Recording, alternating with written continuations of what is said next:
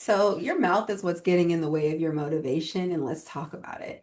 On this Mondays with Maureen and Nikki, I just want to talk about kind of the power that our words have in really framing our mindset. And a lot of what I see when we're struggling for motivation, when we're struggling to kind of get stuff done, is that we need to kind of reset our mindset as it relates to that specific thing, but even it might just be an overall area of our life. And then we also need to reframe like how we tee stuff up because the words we say that is directly creating the beliefs that we have about certain things. And so that's framing our mindset, which is impacting our actions. It's impacting how we show up. And so if you think about just kind of words, even as like little plants, like little seeds that you put in the ground, and it's just like, what are you watering daily? Are you telling yourself like, this is hard, I'm not going to be able to do it? Like if you think about like working out, people are like, oh, if you're over 30, might as well just give up, because like, if you look at social media, people like to say like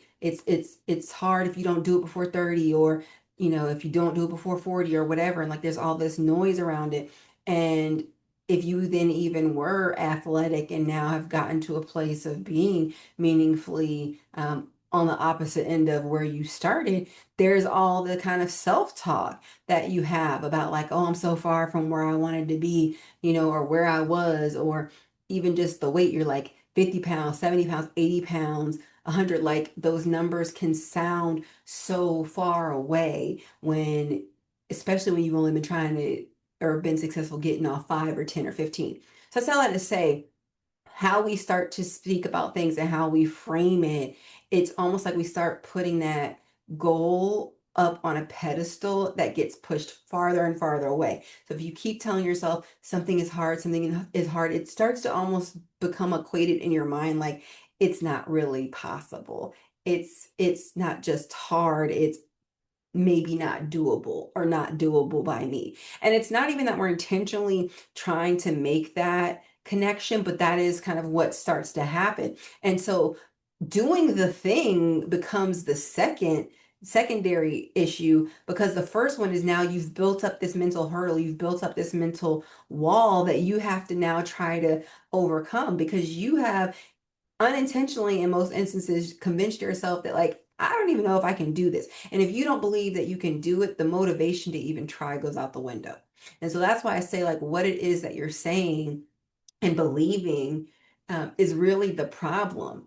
It's like, because if that's not right, it doesn't matter if you go to the gym, because your motivation is already going to be shot. Like it won't be able to sustain you because your mindset isn't there. And what you're saying, even when you hit those things where if the scale isn't moving for a couple of weeks, what are you saying to yourself to keep yourself going? It's like that scale didn't move, but them jeans done got a little looser. Your girl can get on the second button, or it's like I can zip them without, trying to like faint after I eat, whatever that looks like for you. It's like it might just be like, wow, I was able to sit down these jeans and eat the whole meal without unbuttoning. Like non-scale wins. And so I saw that to say it's just a lot of times I feel like there's so much noise and there's so much mouth, like there's so much talking, and sometimes we just need to hush and we need to think, what is my goal, and what are the things that I need to be encouraging myself and speaking over myself and saying to myself to help me get there.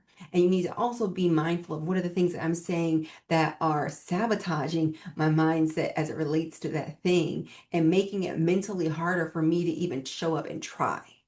And we need to be honest about both those things. You need to have your weapons in terms of what I'm going to say and encourage myself, but you need to be honest about what you're doing to self sabotage, what you're saying that is self sabotaging, and recognizing that that's what it's doing. And so I think that if you start to do that and you start to reframe some things, that can help you get some of the motivation. And also you have to stop the comparison game, like especially when it comes to working out. Like I ran today for like 7 minutes without stopping.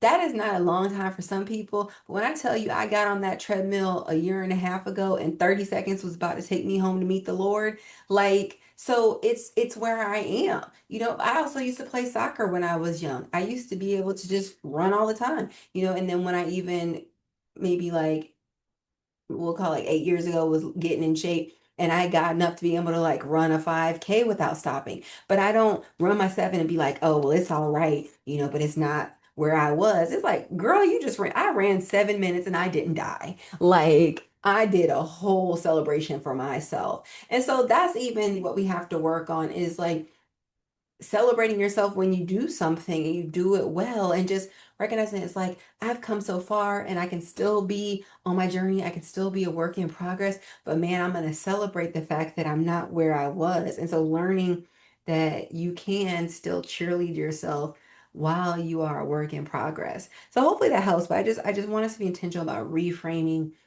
um how we're speaking and how we're teeing things up so that we can reset our mindsets because that is what is keeping you from accomplishing your goals. So drop a comment with a mindset that you're going to reset, and I'll talk to you later.